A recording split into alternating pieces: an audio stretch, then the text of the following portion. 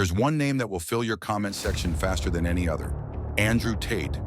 To his fans, he's the ultimate alpha male, a self-made millionaire, world champion kickboxer, entrepreneur, and the internet's last real man. To his critics, he's a misogynistic manipulator, a fraud, a social media virus that infects young minds with ego, money worship, and toxic masculinity. But who is he really?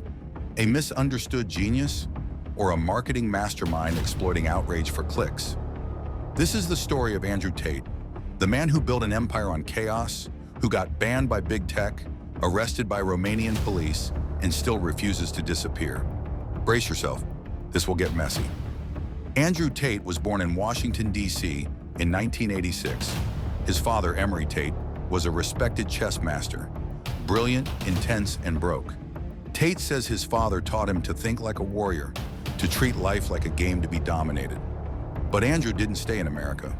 His mother took him and his brother Tristan to Luton, England, where they grew up working class, scrapping their way through school. Eventually, Andrew became a world champion kickboxer, but fighting wouldn't make him rich. That's when he turned to the internet, and everything changed. Tate began offering courses, mentorships, and lifestyle advice. He flaunted cars, cigars, villas. He told men to wake up, get disciplined, and reject weakness. Some of his advice was undeniably effective. Don't waste your time in clubs. Learn to make money. Discipline beats motivation. He taught men to stand up straight, to eat like warriors, to treat life as a competition. His videos were a mix of Fight Club energy, capitalist gospel, and locker room bravado. But then came the other side. Andrew Tate wasn't just giving advice. He was building a persona, loud, unfiltered, hyper-masculine. He said, depression isn't real. Women belong to men. If my girlfriend has an OnlyFans, I should get a cut. Men build everything. Women live in it. Clips like these spread across TikTok, YouTube, and Instagram like wildfire. Millions of teenage boys latched onto his message. His fans said, he's saying what no one else is brave enough to say. His critics said, he's a misogynist disguised as a motivator. News outlets couldn't ignore it. Schools began holding seminars warning students about Tate culture. Some boys would mimic his tone in class. Parents were terrified. Teachers were confused. He had become more than a person. He was now a symbol of rebellion, of red pill ideology, of a culture war.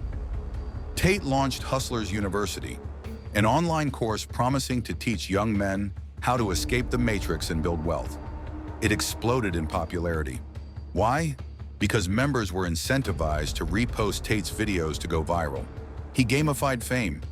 You joined Hustlers University, and part of your job was becoming his marketing machine. Every account posting Andrew Tate best moments was likely a member, earning affiliate commissions. Hustlers University became a content factory. He taught drop shipping, copywriting, investing in crypto. Though experts questioned the actual success rates of these lessons. People made money, Tate got richer, and the algorithm couldn't look away. At one point, he was the most searched man on earth. But not all empires are built on solid ground. In 2022, the backlash peaked. Tate was banned from TikTok, YouTube, Facebook, Instagram. Critics said he was promoting dangerous ideologies. Tate responded, "If I'm so bad, why does the world keep tuning in?" Supporters said it was censorship, that the Matrix was silencing truth. The bans worked for a few weeks, but then came Rumble, Telegram, and Kick, platforms with fewer restrictions. Tate rebranded himself as a persecuted truth-teller. He leaned into the idea that elites were scared of masculine independence. And then, things got darker. In December 2022, Tate was arrested in Romania. Charges: human trafficking, rape, and forming an organized crime group. Romanian prosecutors allege that he and his brother lured women into lover-boy schemes and forced them to produce adult content. Tate denies it all. He says the arrest was political, that the Matrix was striking back. Some fans doubled down on their loyalty. Others began to walk away. He was held in jail for months, denied bail, then placed under house arrest, still tweeting, still making content, still calling out agents of the Matrix. His team says there's no evidence. Prosecutors say otherwise, and the world waits for trial. Let's be fair. Tate taps into real male frustration. Many boys and young men feel disconnected, unmotivated, unrepresented. Tate gives them a sense of identity, a mission, however flawed. He talks about discipline, finance, and responsibility in a way that's blunt and digestible. That is helping some men. Tate's message about mental toughness, daily improvement, and personal accountability resonates. He teaches, wake up early, go to the gym, don't blame others. Build your life brick by brick. For young men drowning in distractions, that's powerful. But here's the catch. Tate's version of masculinity isn't about becoming your best self. It's about domination. He teaches that women are property, empathy is weakness, wealth is the only true metric of success. He rarely encourages men to listen, nurture, or build healthy relationships.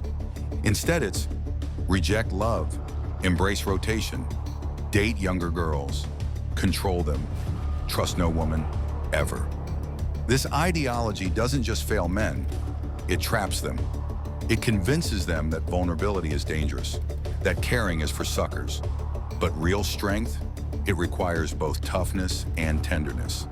And Tate's message too often erases the latter. Chapter 8, Influence versus Integrity, 30 to 35 minutes. The question isn't whether Andrew Tate is influential. He is. The real question is, does that influence help or harm? Are we raising better men or just louder ones? Are we creating confidence or feeding ego? Are we encouraging success or selling a fantasy? Some say Tate saved their lives. Others say he poisoned the internet. Maybe both are true. In truth, Tate is a mirror. He reflects what we already believe about masculinity. If you're angry, he tells you it's justified. If you're bitter, he says the world deserves it. He isn't creating new problems, he's weaponizing old ones. Tate's fans are passionate, defensive, loyal. They call his critics bots. They talk about escaping the matrix. They believe he's a target because he's powerful. But here's the irony. Many Tate fans are imitating a character, not a man. They adopt the phrases, the tone, the posture. But real strength isn't loud.